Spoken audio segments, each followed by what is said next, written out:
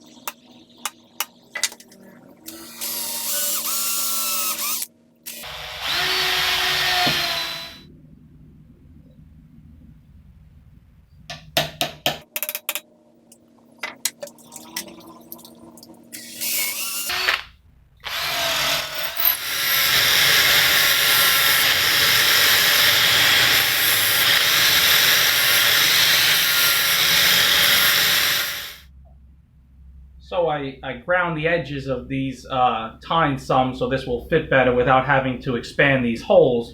And so now it fits really well in the handle here. You know, I can just tap it just a little bit and it seats pretty well and it's nice and tight. But the problem now that I can see that I've run into is that this piece of wood is not tall enough here where it meets the blade. So the angle of this from this store-bought spoke shave, the blade in relation to the tines seemed to be about 45 degrees, and that's what I've replicated here. Maybe my angle is a little bit more steep than that, and so I figured it should work. But this blade is much shorter front to back than this. So, and then also if you look at this piece of wood, it's pretty tall right in the middle. Right in the middle is where it's tallest. And so this doesn't quite give me enough material that way. It should be a little bit higher so that this blade can meet a flat right here on the proper angle. And that angle, when I look at this, it's just a few degrees off of being level with this flat here. It's tilted down just a little bit like that. So, and that seems to me that would be ideal, because as you hold this on the surface of the wood that you're working, then it's at the proper angle where it will pull fine shavings off. So this is not going to cut the mustard for sure, the way I see it now, because I just don't have enough material here. If I was to put this down on the wood now, it's more like kind of like a scraper rather than cutting off. It's scraping off. So what I'm going to do is, I was thinking I could just quickly modify this. What I can do is probably drill these holes at a different angle, like that. And I mean, I'll come through over here, and it probably doesn't leave me a lot of wood, but I think that should work if I get it on that angle like there. So I might just give that a try, and then there are some other things I can do, barring getting a taller piece of wood.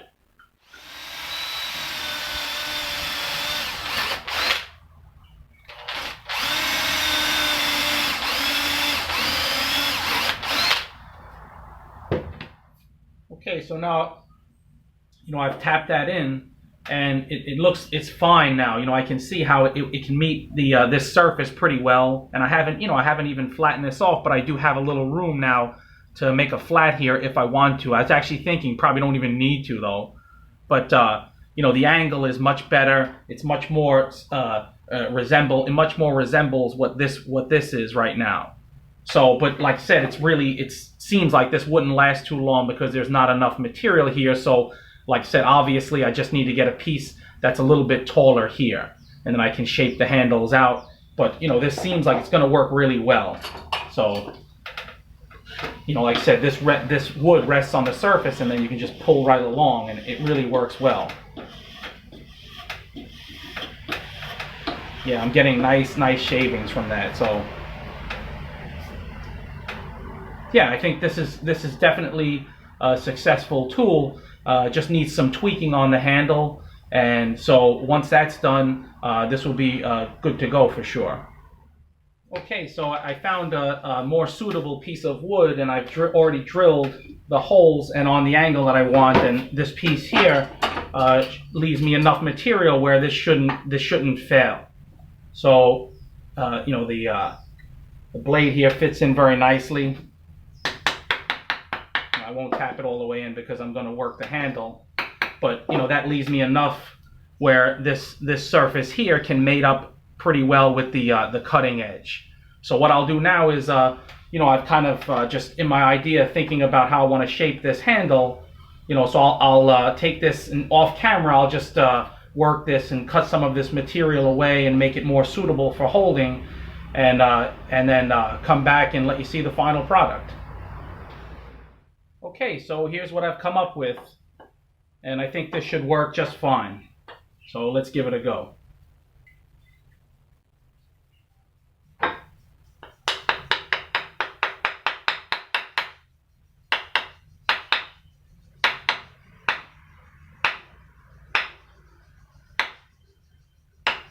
Try it right about there.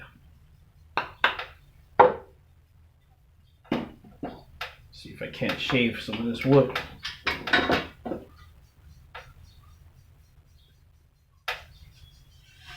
Oh yeah, this works really well.